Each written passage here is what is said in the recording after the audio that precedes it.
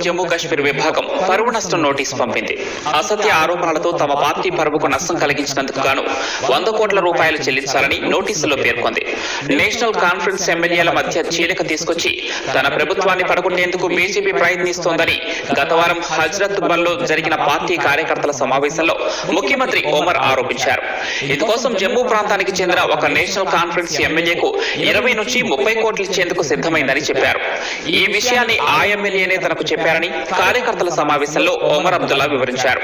ఈ వ్యాఖ్యలను లిఖితపూర్వకంగా ఉపసంహరించాలని 7 రోజుల్లో బహిరంగ క్షమాపణ చెప్పాలని బీజేపీ జమ్మూ కాశ్మీర్ విభాగం ముఖ్యమంత్రికి పంపిన లీగల్ నోటీసుల్లో పేర్కొంది. లేకుంటే న్యాయపరమైన చర్యలు తీసుకుంటామని హెచ్చరించింది. సీఎం పూర్తిగా నిరాధారమైన అవాస్తవాలు ప్రచారం చేస్తున్నారని కమల దళం ఆరోపించింది. ఈ మేరకు న్యాయవాది పరమోక్ సేత్ ద్వారా 3 పేజీల నోటీసులను బీజేపీ పంపింది.